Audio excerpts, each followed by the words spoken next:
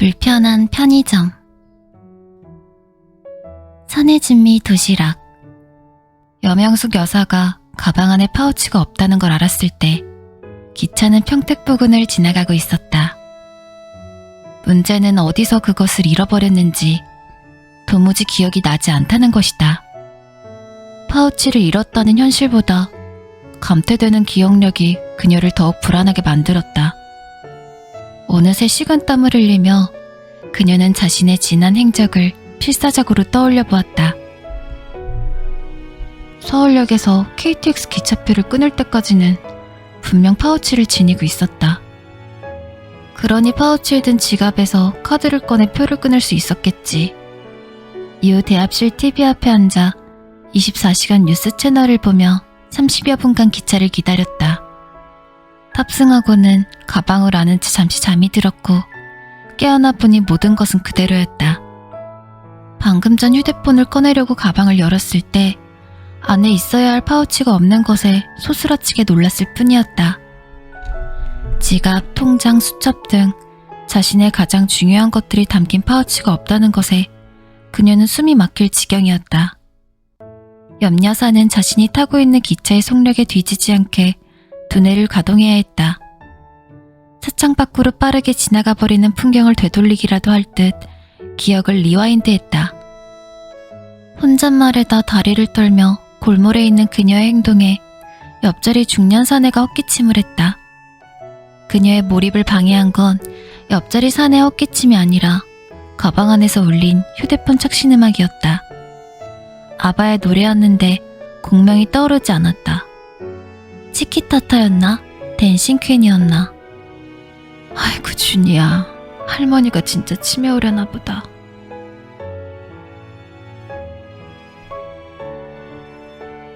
염 여사는 떨리는 손으로 가방 안 휴대폰을 꺼내고 나서야 곡명이 땡큐 포 더 뮤직이라는 것을 기억해냈다.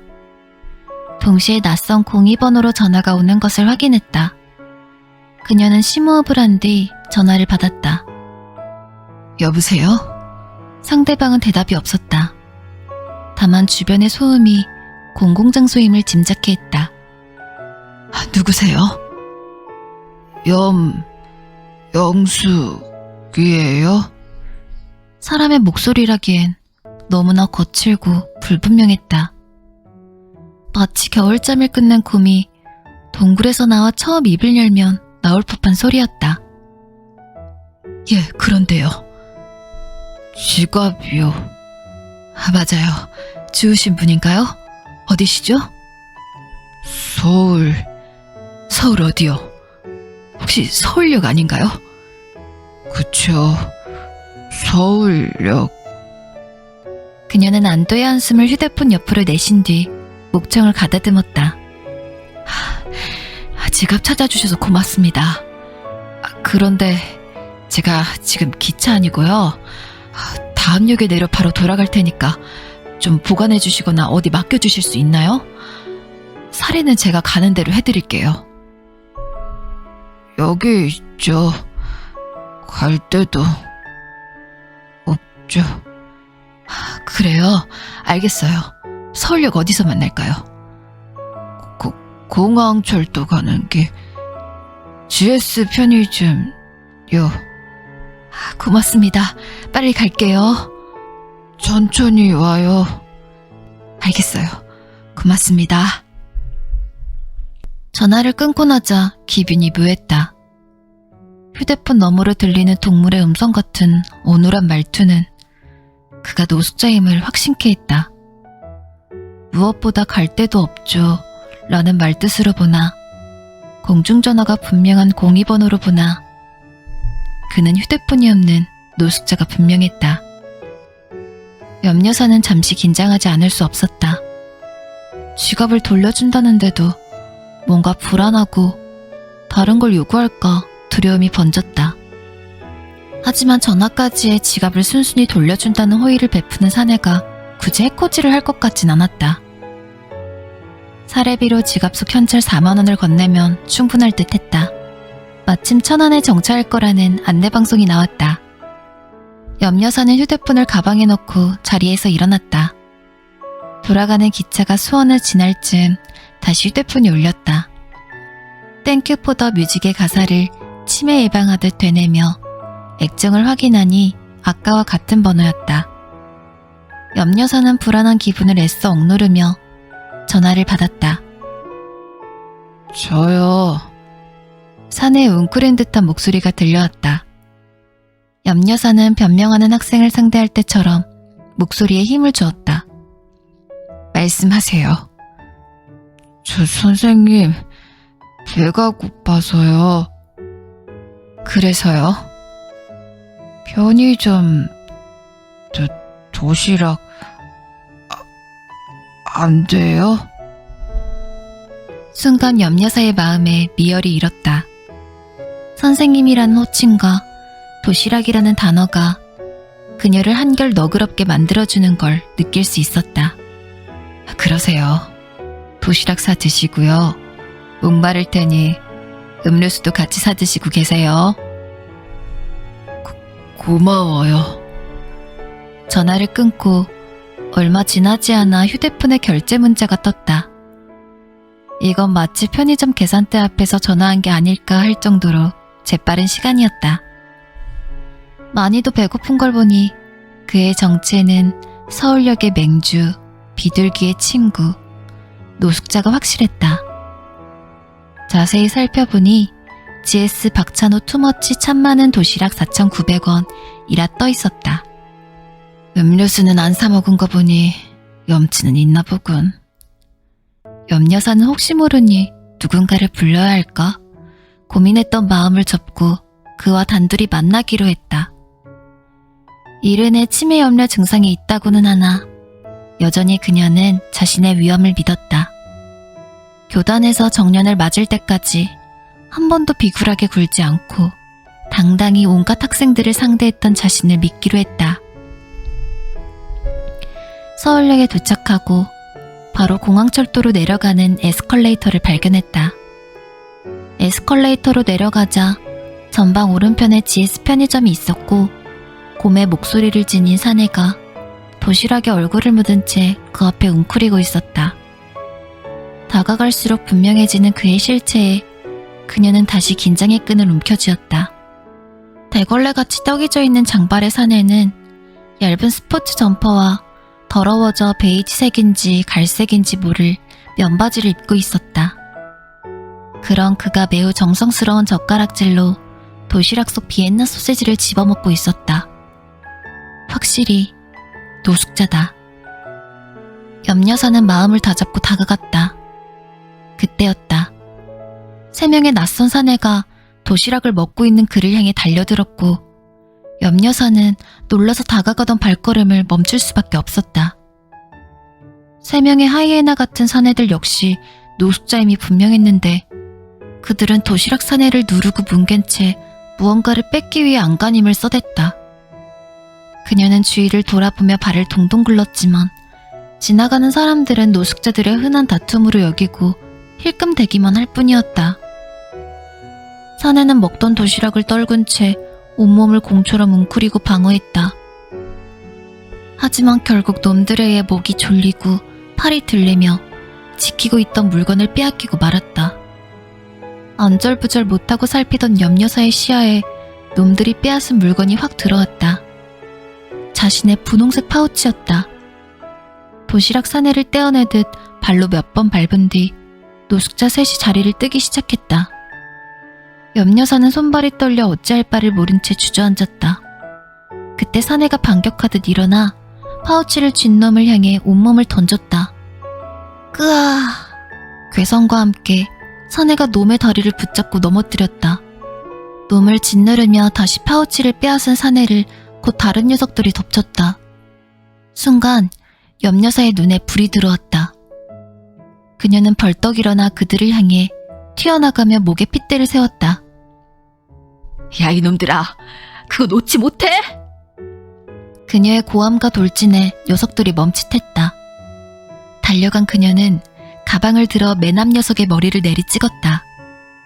끄, 놈이 고통스러워하자 다른 녀석들이 일어나 뒷걸음치기 시작했다. 도둑이야, 내 지갑 훔쳐간다. 이놈들이다. 옆여사의 앙칼진 외침에 사람들이 멈춰서 관심을 주기 시작하자 녀석들이 하나둘 몸을 돌려 달아나기 시작했다. 오직 도시락 사내만이 품 안에 파우치를 끌어안은 채 웅크리고 있었다. 그녀는 사내에게 다가갔다. 괜찮아요? 사내가 고개를 들어 옆여사를 올려다보았다. 맞아서 부은 눈두덩이와 코피와 콧물이 섞여 나오는 코, 수염으로 가려진 입이 마치 사냥을 나갔다 다쳐 돌아온 원시인인 것처럼 보였다. 사내는 그제야 자신을 공격하던 놈들이 사라진 것을 깨달은 듯 서서히 몸을 일으켜 앉았다. 옆여사 역시 손수건을 꺼내 그런 사내 앞에 웅크리고 앉았다. 순간 노숙자 특유의 퀴퀴하고 역한 냄새가 코에 훅 들어왔다. 옆여사는 숨을 참으며 그에게 손수건을 건넸다. 사내는 고개를 저은 뒤 점퍼 소매로 쓱 코를 문질렀다. 그녀는 행여 파우치에 사내의 피와 콧물이 묻을까 염려가 드는 스스로에게 짜증이 일었다. 진짜 괜찮아요? 사내가 고개를 끄덕이곤 옆여사를 살폈다. 유심히 살피는 사내의 눈빛에 그녀는 잠시 자신이 무얼 잘못한 거라도 있나 걱정이 들었고 어서 자리를 뜨고 싶은 마음이 앞섰다. 그래, 이제 파우치를 돌려받아야 했다. 고마워요. 그거 챙겨줘서. 사내가 자신의 왼팔로 감싼 파우치를 오른손으로 짚더니 그녀에게 건넸다. 그런데 옆여사가 파우치를 받으려는 순간 사내가 다시 그것을 자기 품으로 회수했다. 놀란 그녀를 꼼꼼하게 살피며 그가 파우치를 열었다. 뭐 하는 거예요? 주인, 맞아요? 그럼요. 내가 주인이니까 알고 온 거잖아요. 아까 나랑 통화한 거 기억 안 나요? 터무니없는 그의 의심에 옆여사는 기분이 나빠지려고 했다. 사내는 가타부타 말없이 파우치를 뒤져 지갑을 찾았고 거기서 신분증을 꺼내 살폈다. 주민번호요? 아니, 내가 지금 거짓말하는 것 같아요? 확실해야 해요. 이거 주인 돌려줄 책임이 있어요. 거기 주민등록증에 내 사진 붙어 있잖아요. 비교해봐요. 사내는 맞아서 부은 눈을 끔뻑이며 주민등록증과 옆여사를 번갈아 살폈다. 사진 안 같아 보여요. 황당함에 옆여사는 자기도 모르게 혀를 찼다. 화도 나지 않았다. 오래됐어요, 사진. 사내가 덧붙였다. 오래된 사진이지만 분명 옆여사의 얼굴이고 알아볼 만도 한데 아마도 건강 상태를 반영하듯 사내의 시력에 문제가 있는 것 같았다. 혹은 그녀가 정말 몰라보게 늙었거나. 주민번호 말해봐요. 옆여사는 짧은 한숨을 쉰 뒤 사내를 향해 또박또박 말했다. 520725 됐어요? 맞다. 확실히 해야죠. 그쵸? 사내가 동의를 구하는 눈짓과 함께 주민등록증을 지갑에 넣고 다시 파우치에 담아 건넸다. 옆여사는 파우치를 받았다. 한바탕 소동이 정리되는 기분이 들자 사내에게 고마움이 물결치기 시작했다. 다른 노숙자들에게 맞아가면서까지 파우치를 지킨 것부터 주인에게 잘 돌려주기 위해 꼼꼼하게 확인을 한 것까지 사실 어지간한 책임감이 아니라면 할 수 없는 행동이기 때문이었다. 그때 사내가 끙 소리를 내며 일어섰다. 옆여사도 자리에서 일어나 서둘러 지갑에서 현찰 4만 원을 꺼냈다. 여기요. 건넨 돈을 보고 사내가 망설이는 게 느껴졌다. 받아요. 사내는 현찰로 손을 뻗는 대신 점퍼로 손을 넣어 정체를 알 수 없는 휴지 뭉치를 꺼냈다. 그걸로 코피가 흐르는 코를 훔쳤다. 그러고는 돌아서 걷기 시작했다. 사례비를 진 손이 민망해진 그녀는 한동안 사내를 바라보았다. 그는 웅크리고 도시락을 먹던 편의점 앞으로 허우적 걸어가더니 몸을 숙였다. 그녀는 사내를 뒤따라갔다. 편의점 앞, 아까 먹던 도시락이 뒤집어진 광경을 보며 사내는 혼잣말을 하고 있었다. 뒤이어 탄식하는 소리도 들렸다. 한동안 그의 뒷모습을 살피던 염여사가 몸을 숙여 등을 두드렸다. 사내가 돌아보자 그녀는 주눅든 학생을 다독일 때의 표정을 지어 보였다. 아저씨, 나랑 잠깐 어디 가요? 에? 서부역 방면으로 나오며 사내는 잠시 멈칫했다. 마치 자연의 품을 떠나 아스팔트 위 트럭에 올라타길 거부하는 초식동물 같았다. 염여사는 재촉하듯 손짓을 해 결국 그를 서울역 역사에서 빠져나오게 했고 함께 가럴동 길을 걸었다. 사내는 염여사의 속도에 맞춰 몇 보쯤 간격을 두고 뒤를 따랐고 그녀는 쟁걸음으로 가롤동을 지나 청파동을 향해 나아갔다. 늦가을 은행나무 가로수에서 떨어진 열매가 사내와 비슷한 냄새를 풍기고 있었다. 염여사는 왜 대뜸 그를 데리고 나왔는지에 대해 생각해 보았다. 살해를 거부한 사내에게 어떻게든 보상하고 싶었다. 사내가 필사적으로 자신의 파우치를 지킨 것에 대한 보상이자 노숙자임에도 올바른 행동을 한 걸 지지해주고 싶었다. 학생들의 행동에 대한 피드백이 여기서도 발휘된 것이 사실이다. 무엇보다 염여사는 모태신앙으로 생애 전부를 크리스천으로 살아왔고 먼저 선한 사마리아인의 모습을 보여준 노숙자 사내에게 자신 역시 선한 사마리아인이 되고 싶었다. 15분쯤 걸었을까. 서부역 뒤편의 칙칙한 거리가 끝나고 세련된 큰 교회 빌딩이 눈에 들어왔다. 여대 앞인지라 청바지에 점퍼를 입은 여학생들이 깔깔대며 지나갔고 방송을 통해 유명해진 분식집 앞에는 사람들이 줄지어 서 있었다. 염여사가 뒤를 돌아보자 사내는 두리번대며 거리 풍경을 살피기에 여념이 없었다. 그녀와 사내를 피해가는 사람들도 있었다. 그녀는 자신과 사내의 조합이 사람들에게 어떻게 보일지 궁금하기도 하고 걱정이 되기도 했다. 이곳 청파동이 바로 자신의 동네이기 때문이었다. 그리고 자신의 매장이 자리한 곳이기도 했다. 숙명여대 방향으로 접어든 염여사는 사내를 꼬리처럼 매단 채 골목을 두어 번 지나 작은 삼거리에 다다랐다. 삼거리로 갈라지는 모퉁이에 자리한 편의점. 그곳이 염여사가 소유한 작은 사업체였고 사내에게 다시 도시락을 제공할 수 있는 공간이었다. 편의점 문을 열고 염여사가 사내에게 들어오라고 손짓했다. 사내는 쭈뼛거리다가 그녀의 뒤를 따랐다. 어서오세요. 아, 오셨어요? 아르바이트생 시연이 휴대폰을 내려놓으며 염여사에게 미소로 인사했다. 염여사도 미소로 답하는데 순간 시연의 표정이 뜨악해지는 게 보였다. 괜찮아, 손님이야.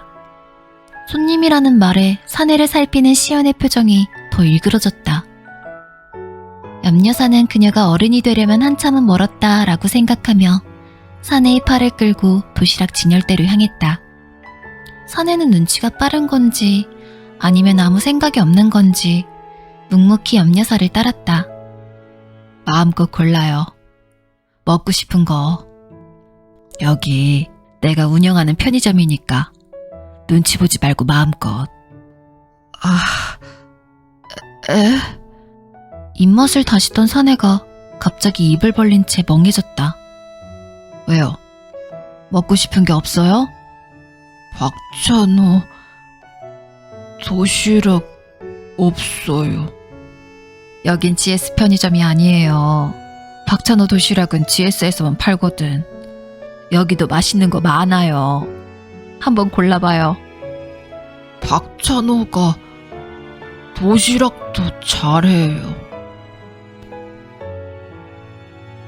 확인이 끝났는지 사내는 고개를 들고 그녀에게 꾸벅 인사했다. 그러고는 마치 자기 지정석인 양 가게를 나가 야외 테이블로 향했다.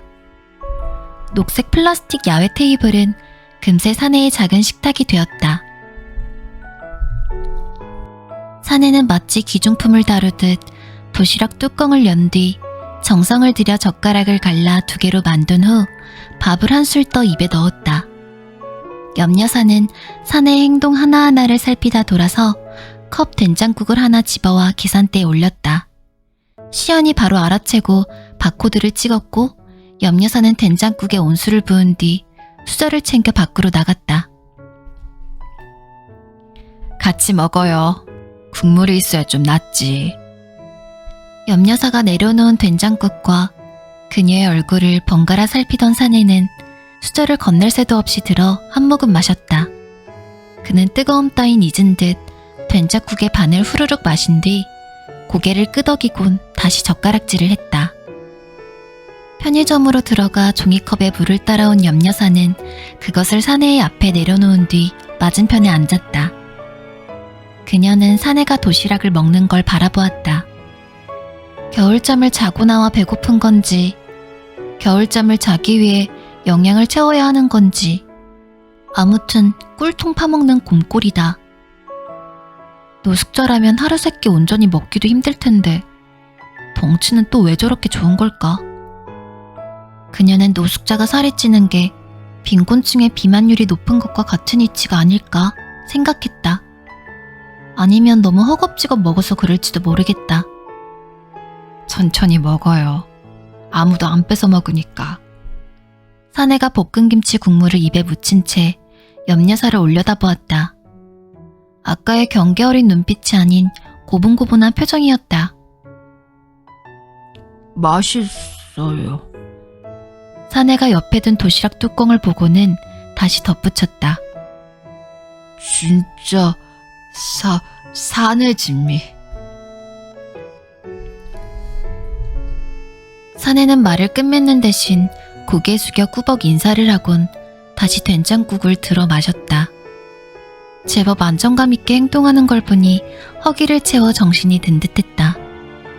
남은 어묵볶음을 젓가락질하는 그를 보며 염려사는 묘한 만족감을 느꼈다. 얼마 안 남은 어묵볶음을 집요하게 집으려 하는 그의 안간힘에서 삶의 숭고함을 엿보았기 때문이다. 앞으로 배고플 때 이리로 와요. 언제라도 도시락 먹고 가요.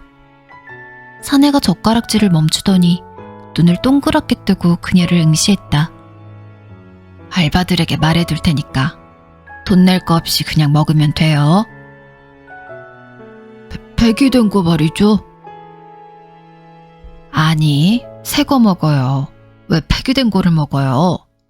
알바들 폐기된 거 먹어요. 나 그거 아주 최고예요. 우리 편의점은 폐기된 거 안 먹여요. 알바한테도 당신한테도. 그러니까 제대로 된 거 먹어요. 내 그리 말해둘 테니까. 사내가 잠시 어리둥절해 하더니 다시 꾸벅 인사를 하고 어묵볶음 조각을 집으려 애썼다.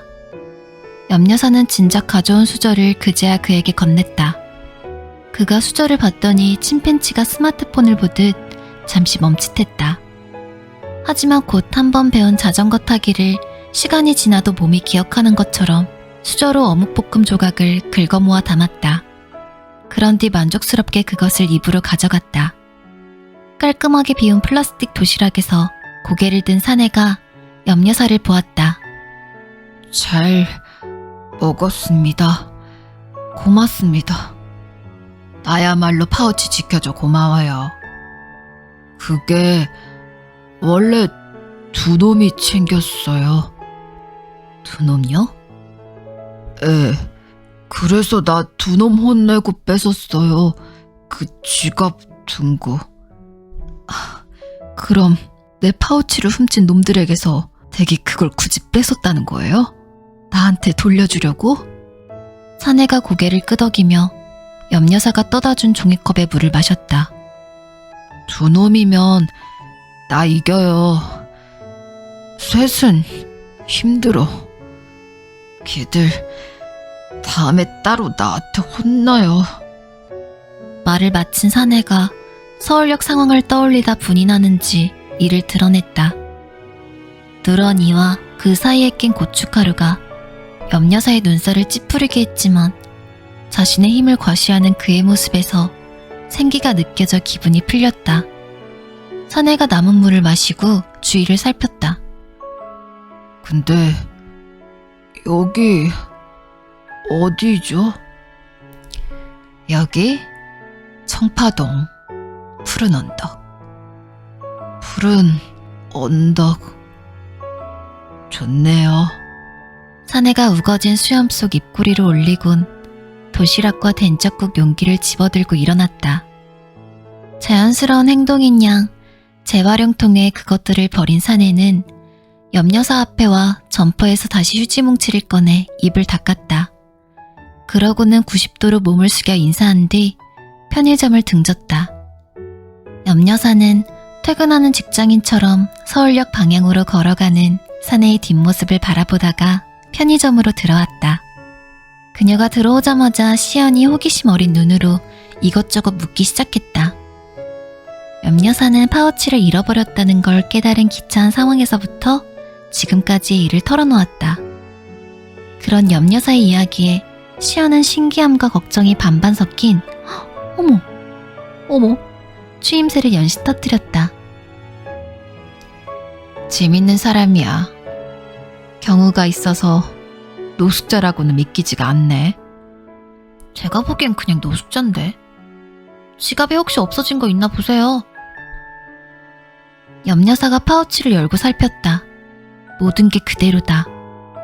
시연을 향해 그것 보라는 듯 웃던 염여사가 문득 지갑에서 신분증을 꺼내들어 보였다.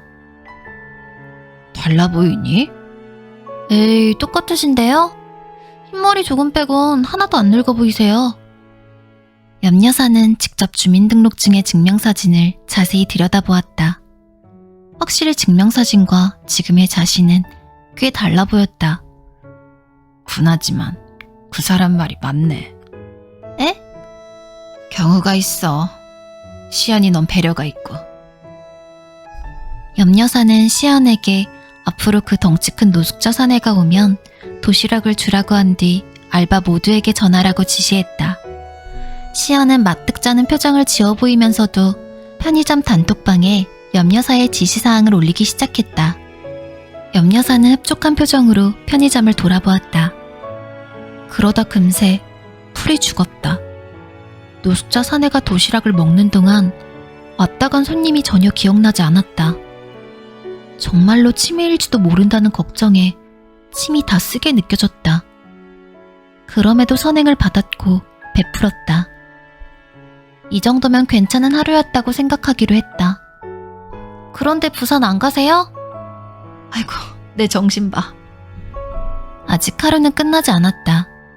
늦게라도 오늘 밤까진 부산에 도착해야 했다.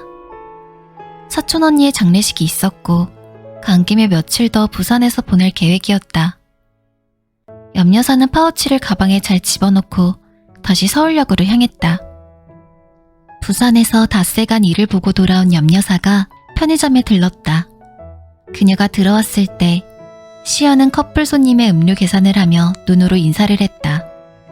그리고 커플 손님이 나가자마자 계산대를 나와 그녀를 향해 다가왔다. 안부 인사와 편의점엔 별일 없었냐는 문답이 오가고 나자 시연이 기다렸다는 듯 염여사 옆에 착 붙어 말했다. 사장님, 그 사람 매일 하루도 안 빼놓고 왔어요. 누구 말이야? 아, 노숙자 사네? 네, 매일 제 시간에 와서 도시락 하나씩 꼬박꼬박 먹고 갔어요. 다른 알바들 타임에는 안 왔어? 네, 제 시간에만 왔더라고요. 그럼 그 사람이 너 좋아하는 거 아니니? 염여사의 짓궂은 농담에 시연이 질색하는 표정을 지으며 눈을 흘겼다. 염여사는 웃으며 농담이라는 말로 시연의 투정을 받아주었다. 근데요, 사장님, 생각해보니까 제 시간에만 오는 게 저녁 8시 폐기 시간 맞춰 오는 거더라고요. 뭐? 새거 주라고 했잖니. 말했죠. 근데 새거 드시라고 해도 곧 죽어라 폐기 도시락 먹겠다고 우기더라고요. 그래도 내가 새 거 주겠다고 말했는데 성의 없게 되잖아. 사장님, 그게 쉽지 않은 게요. 그 사람 계속 카운터 앞에서 우겨대면 일단 냄새가 나요. 편의점에 큰 똥이 하나 놓여있는 꼴이라고요. 심지어 그 사람이 카운터에 있는 걸 보고 들어오던 손님이 나간 적도 있다고요. 어쩌겠어요. 빨리 치우려면 그 사람 원하는 대로 빨리 줘서 내보내는 방법밖에 없더라고요. 게다가 내보내고 나선 환기도 시켜야 하고요. 아휴, 알겠다. 제가 보기엔 작정한 거라니까요. 어떻게 귀신같이 알았는지 도시락 폐기 시간 딱 맞춰 오더라니까요. 경우가 있어 역시. 어제는 좀 늦길래 어디 아픈가 걱정이 더 되더라고요.